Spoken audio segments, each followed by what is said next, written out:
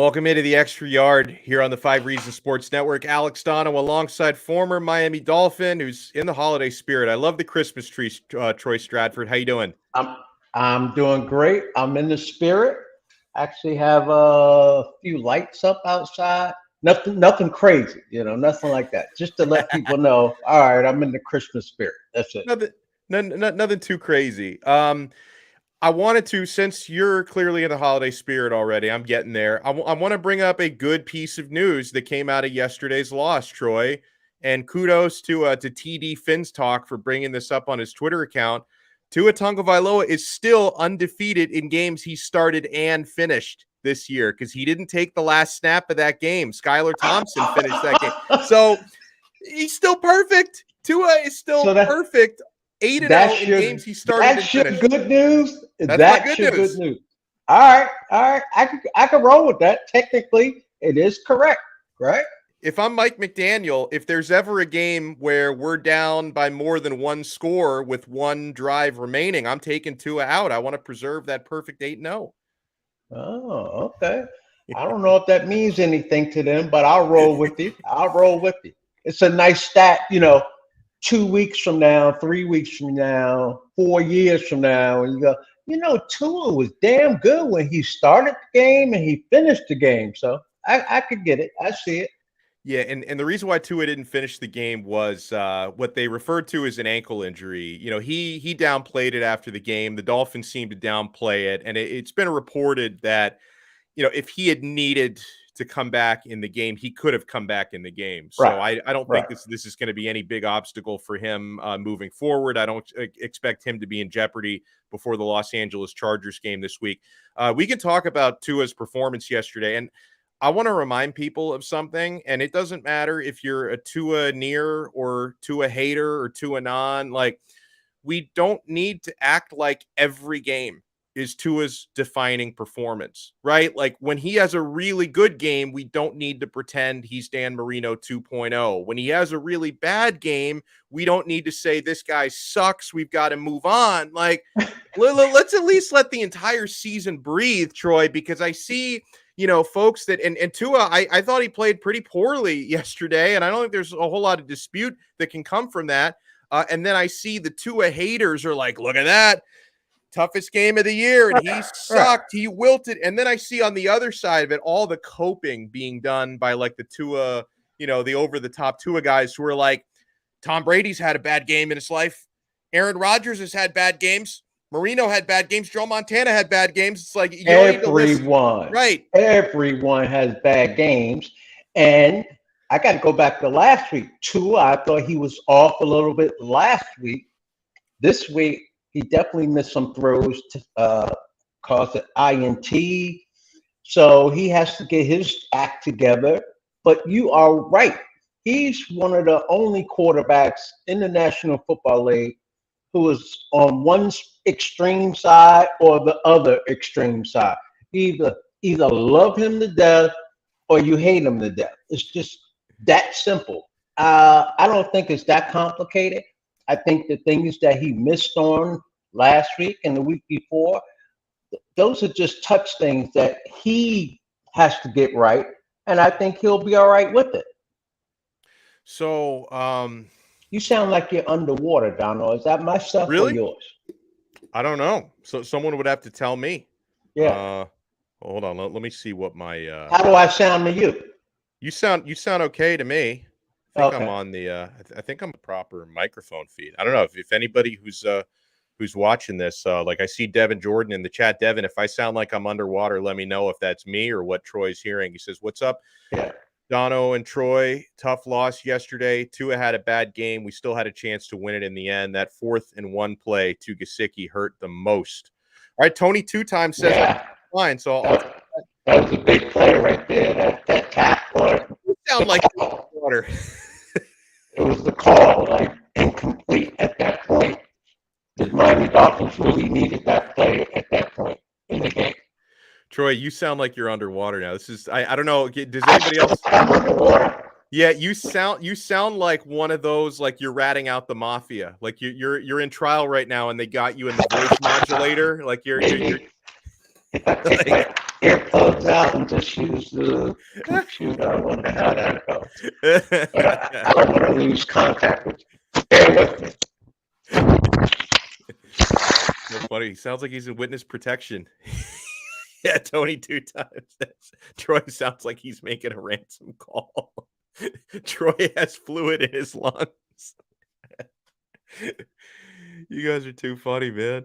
Oh, now I think Troy's muted. Hold on, I can. Oh, your mic isn't connected now. This is fan. Now I can't hear you at all. Yeah, I just clicked. Like I tried to turn on your microphone from my end, and it says can't unmute your guest. Their mic isn't connected. So we got to figure out how to connect that mic. Now, and you sound better, I think. You sound better as well. Awesome. You know, and it's fair when we're talking about Tua being off yesterday, just off form, a lot of overthrows. I think touch is the right word that you brought up, Troy. Tua lacked his touch yesterday. Now you're going up against statistically among the very best defenses in the NFL with an awesome front seven and pass rush, knowing you have a patchwork offensive line, including, you know, 2 starting tackles, you know, being out. And we're going to talk about who the Dolphins signed today and who the Dolphins put on injured reserve. But let's talk a little bit about the offense first. Tua looked a little bit amped to me, and maybe he was kind of feeling those footsteps. And then the other thing about the offensive line, Troy, I think where we really saw like how much Teron Armstead and Austin Jackson were missed in that game was Dolphins couldn't get any sort of a running game going whatsoever. And that's why they got slaughtered in time of possession, about 40 minutes for San Francisco, only 20 minutes for Miami. So they only attempted 8 runs in that game. San Francisco was a very physical team yesterday. On the defensive side, offensively, you cannot say enough about the job that their young quarterback playing in his first game, how he went out there and executed and act like the stage was not too big for him. And so he did a very good job. But when it comes to their defense, it's not necessarily like I was sitting there saying that the Miami Dolphins offensive line is struggling. I still go back to the play of the quarterback. Tua, I thought the throws were there. The Miami Dolphins wide receivers are still open. They are open across the board. Now, Frisco, they put a little bit of pressure on, and the DBs were in the vicinity. But if you review that game, you look at some of those wide receivers, okay? You look at some of them and the plays that the Miami Dolphins had, and those guys were open. The ball was either too high or just too low. So I got to put a lot of it on Tua. I'm not one of those that you were describing earlier, like, oh, he sucks, or oh, he's Marino too. I'm just saying that he has to play a little bit better. This team is predicated offensively on the play of the quarterback and the wide receivers. We had an injury to Waddle as well. Yeah. Not saying that made a difference, but us as Dolphin fans, we're sitting here, we turn on that game. Too bad for you if you went to the bathroom or you were getting that last snack for the game. You missed a fantastic play to open up the game. And I saw that first play, and I'm sitting there saying, okay, we're rolling already. I mean, first play of the game, 75 yards. He was on point on that particular play. Unfortunately, he didn't stay on point the rest of the game. Yeah, and despite, you know, the final score looked really lopsided, 33-17. Yeah. It was a much closer game than the final score indicates. I mean, the Dolphins, more than halfway through the fourth quarter, were on track to potentially take a 1-point lead, 24-23, you know, entering the late stages of the fourth, about 6 minutes and change left. That final meaningful Dolphins drive where they had the 2 fourth downs, right. What was going through your mind when they went for it on that first fourth down? It was fourth down and about 1, fourth and short at their own 19-yard line. Yeah, 19-yard line. There was like 8 minutes, almost 9 minutes left in the game, down a score. I was really surprised they went for that. They got it, thank goodness. I was so jacked at that point. I start screaming at the television, and I'm sitting there saying, yes, he is going for it right now. He is telling everyone, showing everyone, We're here to play football. We're not worried about it. We're going to get this thing. And I go back to a few weeks ago when Coach explained when they're in certain situations, he already knows what he's going to call, and he already believes they're going to hit on that play. So in that situation, remember early in the year, they gambled one time, it worked, and then the next game they gambled. And then we started questioning them, and I said, "No, we can't play both sides of the fence. Like, this is who he is. This is what he is going to do." And I said, "This is the ball game right here. Yeah, he has to get this. Otherwise, San Francisco is right there in scoring position, actually, field goal range at least." So I had no problem with the call once again. And I love that he's aggressive like that. He's not wishy-washy. The team understands that he's going to go for it.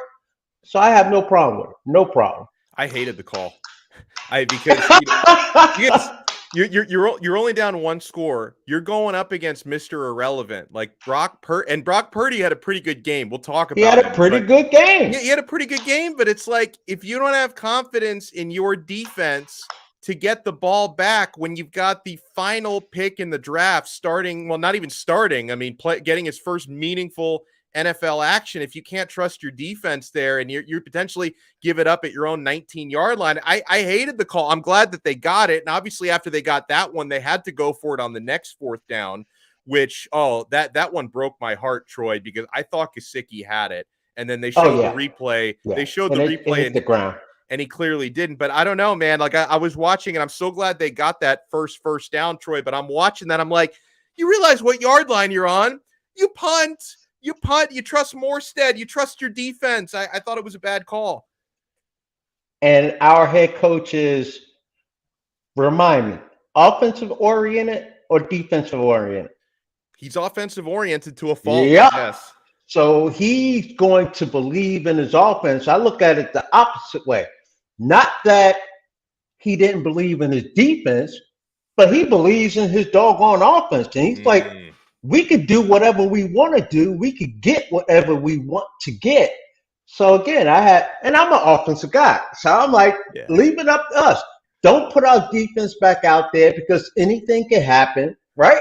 So I'm sitting there saying, put it on us. Allow us to make the play. Give us that opportunity. I love the call. I mean, it got me up off of the couch. I was like, oh, this is it right here. This is a ballsy call that he's making. And fortunately, they made it that time. They just didn't make it the second time. Kudos to, I'm not going to necessarily say he outcoached him. His team was better, but kudos to Kyle Shanahan. It's pretty gangster when you win two coaches' challenges on the same drive, the same opponent. Like he won because there's the one to Sherfield on third down that was ruled a catch. Shanahan threw the flag. It was not a catch. Then you had the one to Gesicki on fourth down on the same drive. So this guy wins two challenges on the same defense. Yeah, it worked out in his favor. It definitely worked out in his favor. But again, when it comes to the call by McDaniels out, I was like, I have no problem with it. Again, being an offensive guy, I'm sitting there saying, this is what we want. We want to make this. You want to put the game in our hands. And, worked one time, didn't work the second time. So one of those things. Yeah, and Indade writes in, Tua's worst game of the season was against the number one defense, 2 tutties, 2 interceptions, 1 fumble, 295 yards. Let that sink in. Well, and listen, for as poor as Tua was through stretches of that football game, when he throws that 45-yard touchdown to a wide open Tyreek Hill, that was game on. I mean, the Dolphins were down 23-10.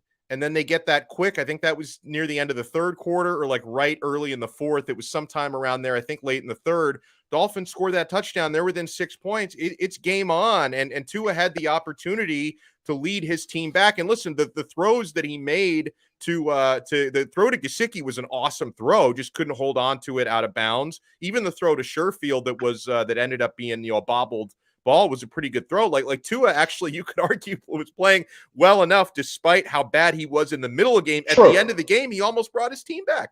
True. He played good enough to have won the game, helped win the game, right? But when you lose, it magnifies the misses that you missed on throughout the game. Right.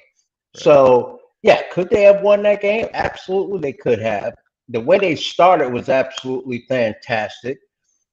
I'm more disappointed in the fact defensively they allowed a brand new rookie quarterback to operate as if he was a veteran quarterback, and that's where I have more of the problem. You're underwater again, by the way. I'm underwater again, right? I don't know whatever you do here.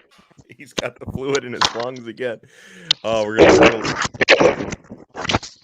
gonna let Troy Stradford recalibrate here.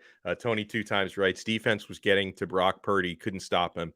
There were times in the gun that the defense got to the quarterback as soon as the ball did, and Purdy still got an accurate pass off to wide receiver. I was impressed. I mean, obviously, he gets to step into a really good situation when, you've got offensive playmakers like Deebo Samuel and Christian McCaffrey, who was really, really good yesterday. And you've got a defense like San Francisco has. So I think you got to reconnect your audio. I see you there again, but it says I can't unmute you. The mic isn't connected. So Troy's going to reconnect in a second. But I mean, that was impressive. And we did come to find out, Troy, even though, I mentioned Tua, his ankle injury didn't turn out to be anything serious, but Jimmy G suffered a broken foot and Garoppolo's out for the rest of the year. I mean, you talk about a really good San Francisco team that I still think can make the playoffs. They're 8-4 now, and I still think they can make the playoffs despite the fact that Trey Lance out for the season and now Jimmy Garoppolo out for the season. So, I mean, Brock Purdy, if he ends up being the guy for the rest of the year there, he's in a pretty nice spot. Oh, you're still muted. This has been quite an odyssey, but I see Troy is rocking the. Oh, I kind of hear you now. You got to turn the volume way up though. Hello. Yeah, I'm there. Are you there? Yeah, you're there, but you're like super low audio, super low volume. What's going on?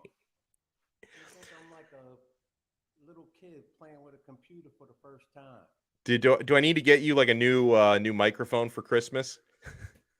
I never knew I needed a microphone until today. Okay, the volume's going up now. It seems to be doing something there. Doing something now? Yeah, it's doing something.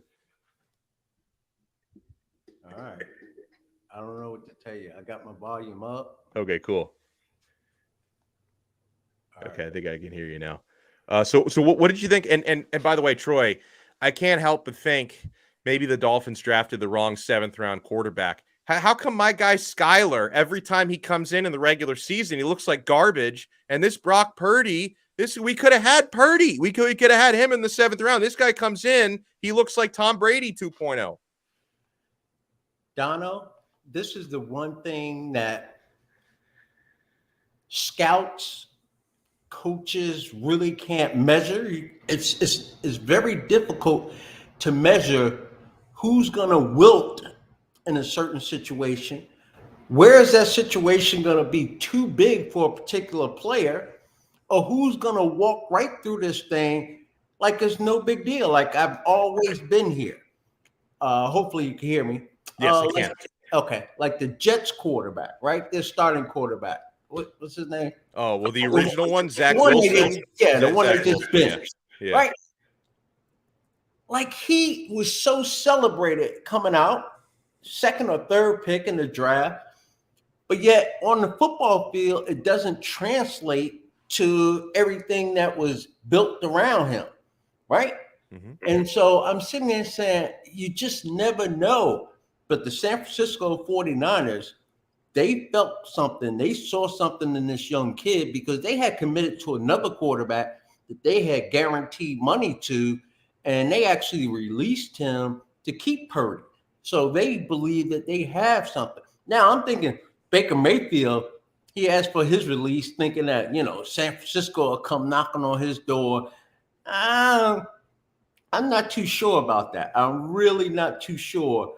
I just felt that Purdy played in this game and he sat there and he played. How about on Saturday? I'm watching the college game, right? And I don't do this much. I don't get rah-rah over college players, right? But I'm looking at the quarterback for TCU, and I said, that boy right there could play some football. That dude is tough, man. He was getting killed. And there's no way he's going to wilt when he goes to the next level. Yep. Like, you could just see his makeup. Well, I could. I saw his too. makeup and I said, oh, that guy right there, he's like, he got, balls of steel. Like, he could go out there and get the job done, and the situation is not too big for him. So, I mean, hats off to the San Francisco's quarterback to go in there, having never really played in a real NFL game, and coming through, making the plays. I thought this was a great question by Tony. What do you think of this, Troy? He says, does this come down to preparing for Jimmy Garoppolo and not having any real tape on Purdy so he's able to be more successful because there's no plan for him? But the thing is, was he really – I don't feel like he was executing the game plan any differently than Jimmy G would have, right? Yeah. Like it's one thing if you knock out a quarterback and then like you've got a Lamar Jackson type, not to say anyone's that dynamic, right, but you have like a really dangerous runner that comes in. It's completely different. I don't feel like Purdy was doing anything that Jimmy G wouldn't have been trying to do. He was more like Jimmy G, right? Yeah. He was almost like a clone. He was a pocket passer. He stayed there. To your point of making that comparison, you lose Lamar Jackson, you better have a similar Lamar Jackson to come in. And, fortunately for Baltimore, they had that. And I mean, it's not Lamar Jackson, but similar in style of play. So, but when you don't have that similarity between those two quarterbacks, that's when you have problems. Did that affect the Miami Dolphins? I think maybe a little bit here and there, but as the game, because he went in so early, second series, right? Yeah. Or third series. Second series. The Miami Dolphins should have made the adjustments to him. They just couldn't get the pressure on him. Real quick, do you know how many sacks the Miami Dolphins had? I want to say 3, but it didn't feel like that many because I was looking. I was looking at the box score last night. I can double check, but I remember being like, "Oh, that's honestly more sacks than I felt like they had in the football game because the pressure was too sporadic. It wasn't constant enough." And also, San Francisco, you mentioned the Debo and McCaffrey. Guys that you don't have to throw the ball to down the field 15, 20 yards. You could get rid of that ball quickly to those two guys and let them do their thing. And that's what they did. We somehow had 4 sacks, actually. I'm looking at the ball. It didn't feel like that many. It did not feel like 4 sacks. No, 1 turnover. Yeah. He should have made more mistakes than that. I was sitting there saying, we got this now. This young guy is not going to come out and play against our defense and be very successful. He's going to make a mistake here or there or at some point, okay? I'm sitting there saying, that's going to happen. And for the most part, it did not happen. So I got to give credit to their quarterback. So the Dolphins have made a transaction today because Austin Jackson's going to miss some time. He is eligible to come off, but Austin Jackson is on injured reserve now, which is, it's frustrating. Like he's just frustrating. Like ever since the Dolphins have drafted him, he's been frustrating because he's either not performing or he's injured and also not performing. But I don't know. I'm kind of excited about this, Troy, even though the guy might be completely washed for all I know. Anytime you can pick up a former number 1 overall draft pick on the street, like off the street, that gets me excited. Eric Fisher is now a Miami Dolphin, a guy that, I wish we had drafted him instead of Deion Jordan in that same draft, although we couldn't have drafted him because he was the top pick. Former Kansas City Chief left tackle, Eric Fisher, who a couple years ago ruptured his Achilles while still with Kansas City, won a Super Bowl there, made it to 2 Pro Bowls in Kansas City. He played for Indianapolis last year, hasn't been in the league so far this season. Dolphins have picked him up as they put Austin Jackson on injured reserve. So here's the interesting thing about Eric Fisher. He's never played right tackle before. I would assume there's more of a chance he gets used as right tackle unless hopefully Teron Armstead is back this week. But if he's not, maybe Fisher gets some work, whether he starts or not at left tackle. So I'm very intrigued because, again, anytime you can add a former number 1 overall pick, you have my attention. I just worry about how ready will he be? Like, I don't anticipate him coming off the streets, not having played in real action. Yeah, you could practice all you want. You could go through drills all you want. But having not played in game speed for that period of time, I'm thinking we may not see him this week, but we may see him the second week against Buffalo. It's going to take a lot of work to get him going. Plus, Donald, he has to learn the offense, right? Yeah. I mean, you step into an NFL huddle for the first time in a while, and you're sitting there saying, oh, my goodness, this is not English. This is another language that they're speaking right here. You're like, okay, what does this mean? What does that mean?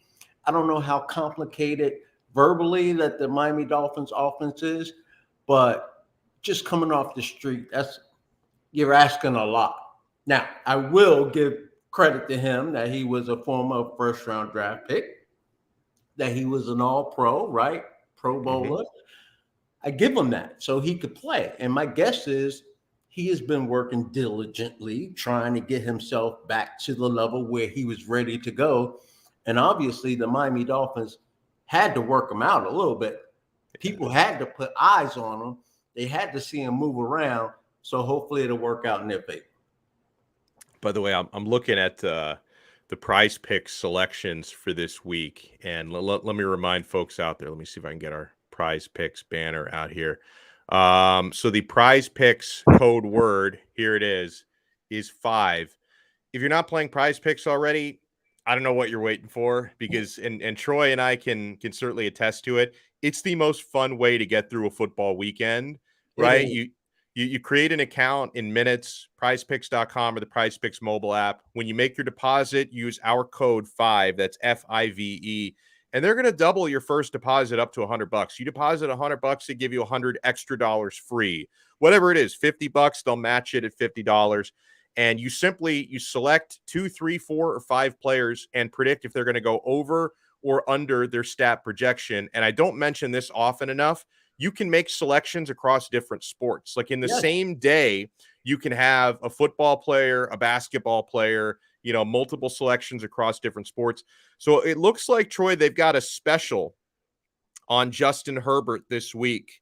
This is just disrespect here, Troy. Over. So this is one of those specials. Well, so if and by the way, this is a great opportunity, whether you're a Dolphin fan, a Charger fan, or a neutral. They have a special on Prize Picks this week. Justin Herbert over or under 0.5 passing yards. Over. I'm going to go under. Good luck to you. Well, they're going to have to knock him out of the game on the first play, which I would never want to see happen, of course, because I do not root for injuries. But he would have to trip in pregame warm-up or something like that and not play. Yeah. Come up with 0. Yes. Come up with 0. I look at, not to cut you off. I'll let you. No, you're fine. Herbert Dolphins are going to have their hands full next week. Now, you could continue with Prize Picks. I'm having a blast with it, by the way. Yeah. Well, so you definitely, no matter what you're unless you just hate Justin Herbert so much, and I know that there are a handful of Dolphin fans who, they see this guy as the enemy because he was drafted a spot after Tua. He had more immediate success than Tua. A lot of Dolphin fans this guy's terrible. There's probably some people watching this who are like, I don't think he's going to throw for a single yard. I'm going to select the under on, but it's basically free money. So whatever selection you make sure Justin Herbert at over under 0.5 passing yards is a part of that. Let me see for Monday night. Looks like they've got a special on, they got for Tom Brady, 260.5 passing yards, over or under that. I don't know, based on the way he's been this year, I may go under 260. I think he'll have a couple touchdowns and probably win the game, but 260.5, I don't know. I think Brady's going to go under that. I'm torn on it. See, it doesn't matter to me what number they put on it. I'm still going to be torn, right? Right. They could say 210, and I'm probably going to go over. But now I'm looking at the Saints defense, and I'm sitting there saying, Monday night, Saints defense, Tom Brady want to show out a little bit. I'm going to go over. Okay. I'm going to go over, taking into account the defense. Yeah. On Monday night. Yep. I'm looking at Tua for this weekend. By the way, like the real number that wouldn't be the special for Justin Herbert, like their real number is That's the real number. 290.5 is the number for Justin Herbert passing yards. The number for Tua, very close to that, 285.5, over under 280. See, I'm smashing the over, Troy, because my logic is Tua just had his worst game of the season, and he threw for 295 yards. Yeah. Right. I don't think he's going to play that badly 2 weeks in a row. Tyreek Hill is a cheat code. I don't care who's covering him. I don't even care like if Waddle plays or doesn't play. Obviously, I hope he plays, but Tyreek's going to put up numbers regardless next week. So I'm going to go Tua over 285.5. I think that's free money. I'm going to go both of them over. 285 and then Herbert 290. I mean, Herbert throws that ball all over the field and he racks up some big time yardage. I'm not sitting there saying that he wins every game, but he usually piles up the stats. So I think it's going to be over for both quarterbacks, Tua and Herbert. Now, if we were going interceptions, because Herbert is, they don't have the interception props for Sunday yet, but as long as I'm going to go over for, seriously, like Herbert throws at least one pick every single game, right? So I don't know if the number's going to be 0.5 or 1 point. It's probably going to be 0.5. That's usually the way it is for interceptions. I'm taking the over for Herbert. You could bet that they're going to throw the ball 40 times, 45 times. And it's not that, he's bad when he has these INTs, but the percentage goes up the more passes you're attempting, correct? So if you're throwing the ball 40, 45 times, 50 times, you should have at least one pick, possibly two picks in that game. Yeah, no doubt about it. So, guys, make sure you sign up, prizepicks.com or the PrizePicks mobile app. Use our code 5, F-I-V-E, when you make your first deposit. And they're going to double your first deposit up to $100. If you deposit $100, they're going to give you $100 free right there in your account. No catch, just money to play with, and it's awesome. Prize Picks truly is daily fantasy simplified.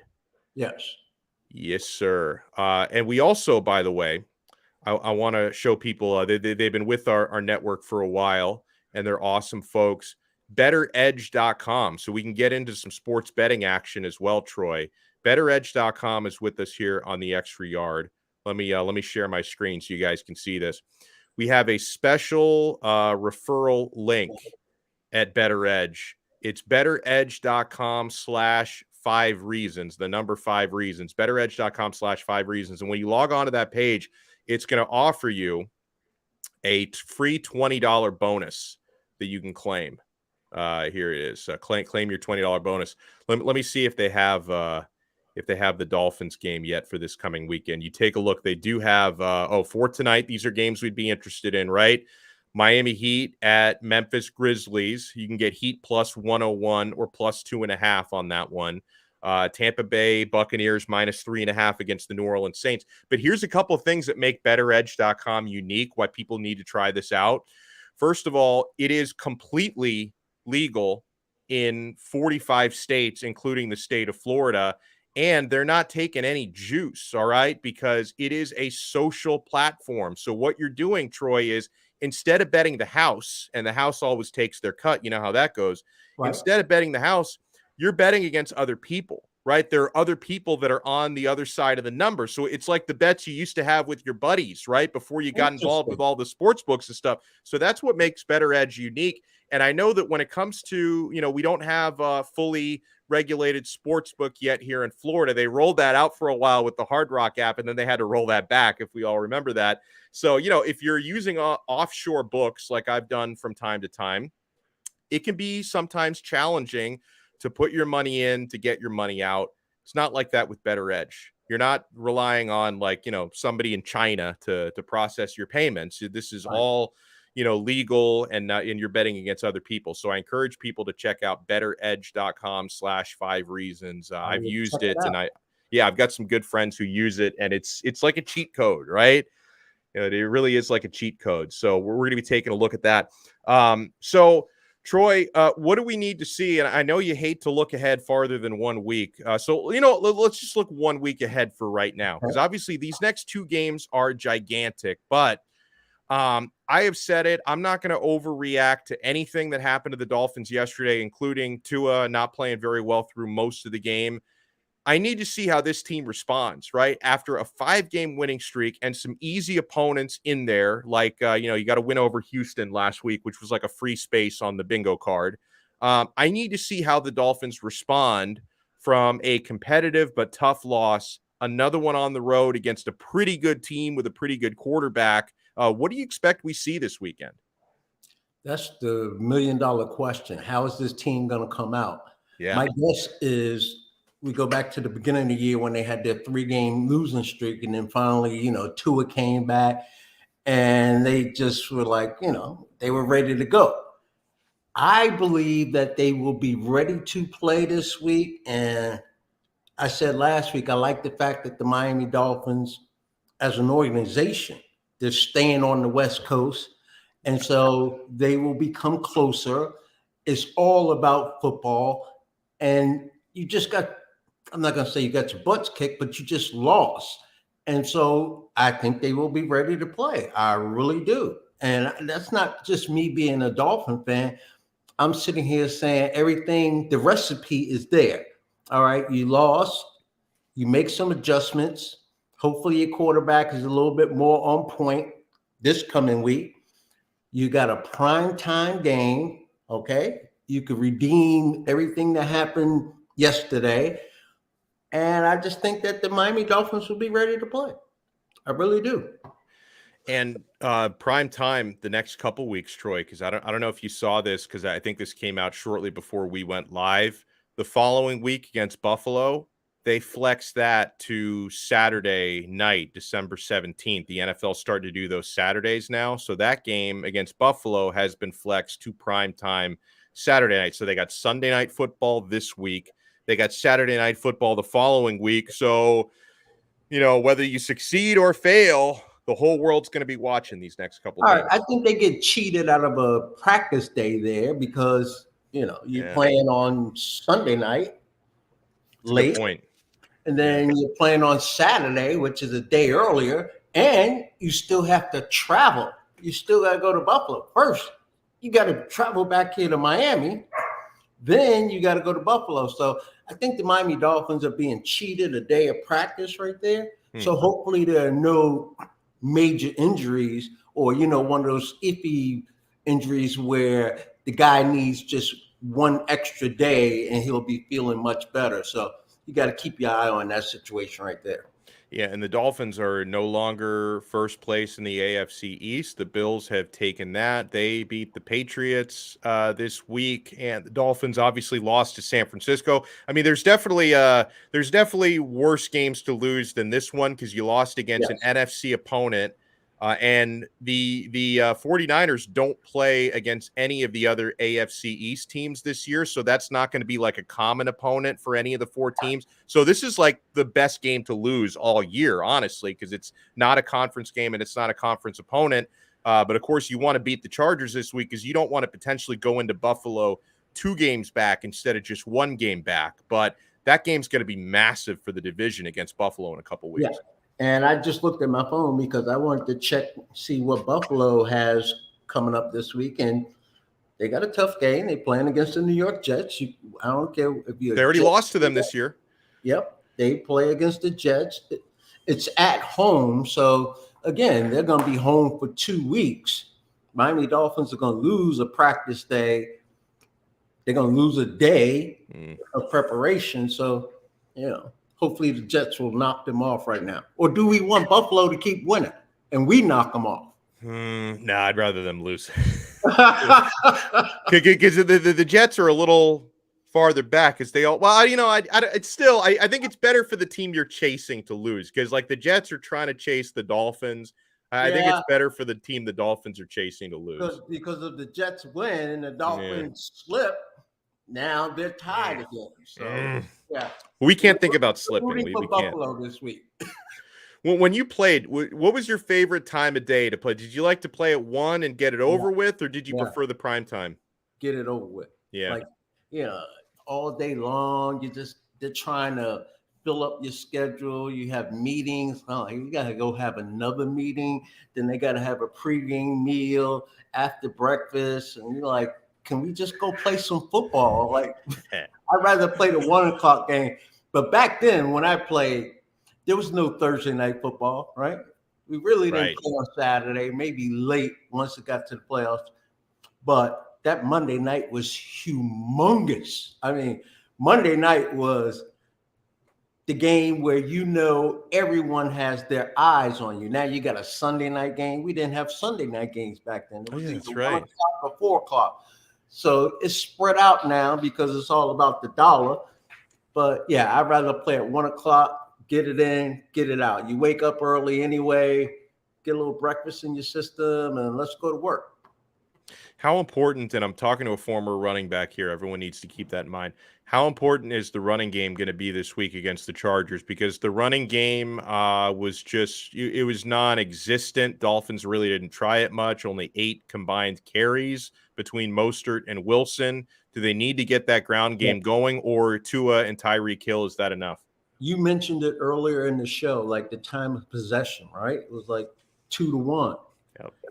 And the Miami Dolphins can't find themselves in that situation again where they're on the football field defensively for that long, because it's just not a recipe for success. You got to kind of balance this thing out. Sometimes the Miami Dolphins, they may score too early and you putting that defense back out there. But if you continuing to score over and over, now you wear down the other team. So they got to get some running game going in this whole thing. And I'm sure they're going to put an emphasis on that, because you just can't. How many carries altogether? 8.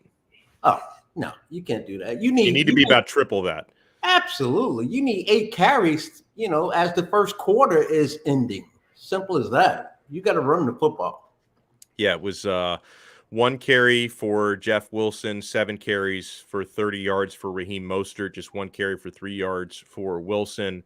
I'll tell you, man. Another thing we didn't see, Donald, we didn't see any carries by Tyreek or Waddle. I know Waddle was a little nicked up there, but the Miami Dolphins, they do an excellent job. Sometimes they throw the quick screen, and that's an extension of their running game, to be honest with you. Okay, we threw the ball, but it's behind the line of scrimmage. But we're going to treat that as a running play. But we didn't see any reverses going on in this game. And you don't get to incorporate that and call those plays unless you have some type of rhythm going throughout the game. And because the Miami Dolphins didn't have the ball, and then they found themselves down, those plays are not coming to your mind where you're like, okay, we can hit them with this. You have to be in a rhythm throughout the game, keeping things kind of even keel when it comes to time of possession. Put together a long drive, maybe 8 plays, 9 plays. Now you'll see more of that running game. That just wasn't the case yesterday. Do you know what's really frustrating to me? The fact that we can't seem to, or for whatever reason, we can't get Mike Gesicki more involved. We might as well have just traded this dude. What is he still doing on the? We're just gonna lose him for nothing at the end of the year. You could have gotten something for him. He was only targeted once the entire game. Now that would have been one of the biggest catches of the game if he could have held on to that 4th down play. He didn't. I thought it was a good throw regardless. It was just a tough catch to make, tough throw, tough catch. But it's like Gesicki's invisible now. We should have just traded this guy. I don't know if they planned on not using him this much when they have all the other shiny toys out there to play with. But I wonder how frustrated is the player personally. He had a lot of success with the Miami Dolphins last couple of years, and he had become a focal point of this offense. Now, it wasn't quick strike, and I thought that he would have more opportunities, but to be honest with you, the passing game down the field hasn't been shut down, so it's like, we can't come down to you. He's open. We got to throw it there. So moving forward, he may be a piece where, Mike McDaniel, Greer, they sit there and say, we really don't need you. We could get something for you because we could put a tight end in there that maybe is not as good as you, but we don't use them that much anyway. So if he could be a nice trade piece to bring something in, well, I believe his contract is up this year. So exactly, that's the thing. That's why I thought they should have he's traded out. him by the deadline. Yeah, he's out. They can franchise him again, but why would they if they're not going to use him? So they're just going to lose him for nothing. He's going to be playing for somebody else next year. My guesstimation. Yeah, no doubt about that. I'm here with former Miami Dolphin Troy Stradford. By the way, we come to you guys every Monday. We did have a Tuesday episode last week because my schedule was weird. We normally come to you every Monday around 3 o'clock here on 5 Reasons Sports YouTube. You can also get the audio version, and anyone who's watching this probably already subscribes to the 3 Yards Per Carry podcast feed because Alfredo, Chris, and Simon, they hold it down. It's the best Dolphins podcast out there. They have been gracious enough this football season to share their podcast feed with us. So all of the episodes we do, the video gets posted to the audio channel at 3 Yards Per Carry. And I know a lot of you listen that way. So hello to those listening. Hello to those watching. We even have a 49ers fan in, Troy, who's been pretty gracious. Our guy, I loved your movie, Scarface. Tony Montana says, bang, bang, Niner game. Y'all didn't know what hit y'all. Then he says, good game, though, Fins. It was. And listen, I had a lot of respect for the 49ers going in. I knew it would be a tough game for the Dolphins to win. It was a lot closer than the final score said it was, but credit to the Niners, Troy. I knew how good their defense was.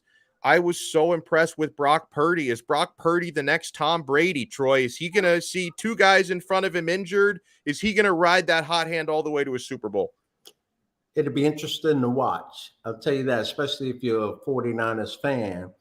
Because you're sitting there saying, all right, we lost our 2 starting quarterbacks for the season, right? Mm-hmm. We lost the young guy early before the season started. Now Garoppolo goes down. They're on their 3rd quarterback. That's pretty impressive. You could be on your 3rd quarterback and still be in the hunt and still playing good football. So credit to them. They're doing something good out there. And, the other thing is, again, Mike McDaniel, he comes from that, he comes from that. So they don't panic. And I don't think the Miami Dolphins will panic either because it's being instilled in them. Hey, stay the course, and everything will be all right.